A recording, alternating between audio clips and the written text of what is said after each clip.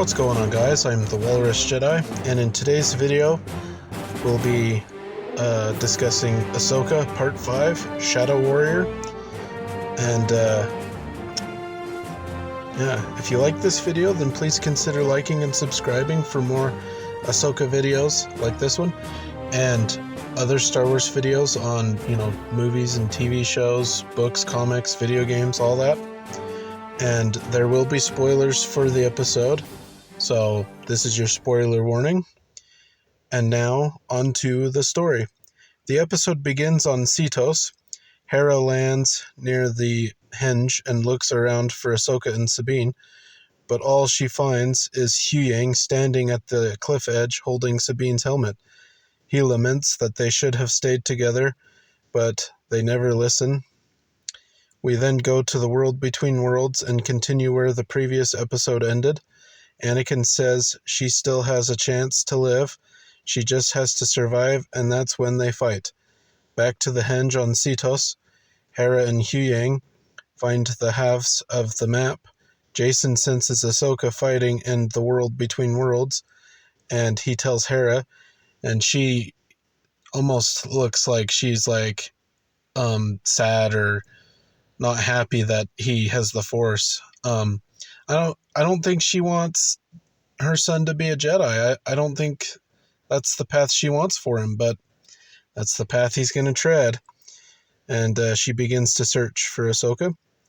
In the world between worlds, Ahsoka and Anakin continue their fight. Ahsoka kicks Anakin and he smiles.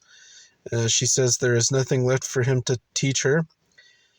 He then cuts the pathway they are on, and Ahsoka falls. When she lands, it is hazy, and we see Phase 1 clones running towards the screen, and Ahsoka is young. It is a battle from the Clone Wars.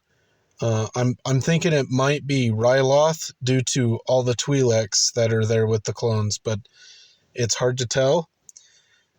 Later, after the fighting has died down, we see many clones on stretchers. Ahsoka approaches one and grabs his hand, and she cries at the loss of all of the clones and is saddened by all this death. Anakin talks to her. He tells her that he's going to train her to be a soldier. He also tells her that teaching is, not all it's cracked up to be. And, he's also teaching her how to lead and stuff. He's doing a lot for her. He then walks away into the haze, leading the troops, and briefly it flashes and we see Vader in the same position, and that was a cool little thing. I thought that was kind of cool. Back to Cetos. Hera is searching for Ahsoka. They fly almost touching the sea. And now Ahsoka is now seeing the Siege of Mandalore. Anakin compliments her on how well she did and tells her she is a warrior now. She asks if that's all she is, and he responds that she is part of a legacy, and she says that her part of the legacy is just of fighting and violence and death.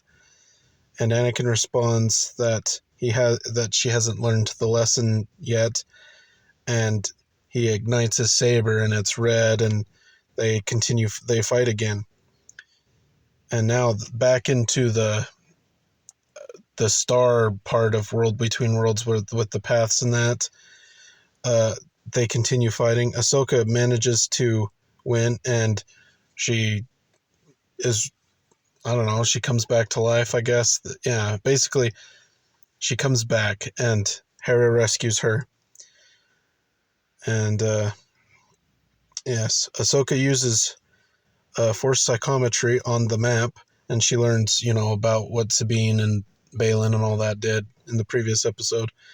And the New Republic arrived to take Hera and Ahsoka because, Hera's unauthorized mission. They've basically come to determine if Hera should still be a general or not. Kind of dumb, but and Ahsoka figures out to use the Purrgil to go to the new galaxy, and Ahsoka and Huyang in the Jedi shuttle, they do this while Hera deals with the New Republic, and that is where the episode ends. What I liked. Anakin Skywalker, the return of Anakin. Him seeing Hayden Christensen in the Clone Wars armor, I thought was really awesome. All the fighting I thought was really good. Looked cool. The Darth Vader little flicker things I thought were really cool. It's pretty good.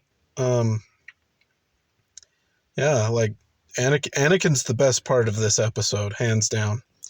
Huyang, as always, is a standout. I like Huyang, and apparently he is capable of showing emotion because he's very sad when at the beginning of the episode when he's just holding Sabine's helmet.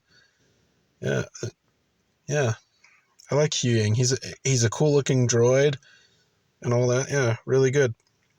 And we finally get Ahsoka the White in this episode, because once Ahsoka returns, once she gets a change of clothes, she's wearing the white cloak, and she's wearing white. So it's like, okay, we've got there. It took half the show basically, but we finally got there. Yeah.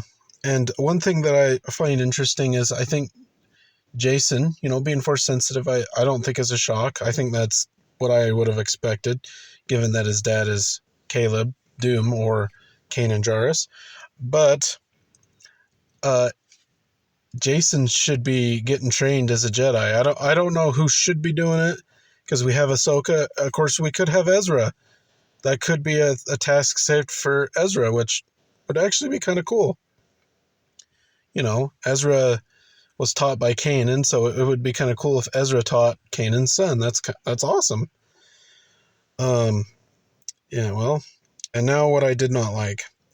There really is one glaring issue in this episode, and it is the fact that while it was awesome to see the Clone Wars flashbacks, I thought they were poorly done.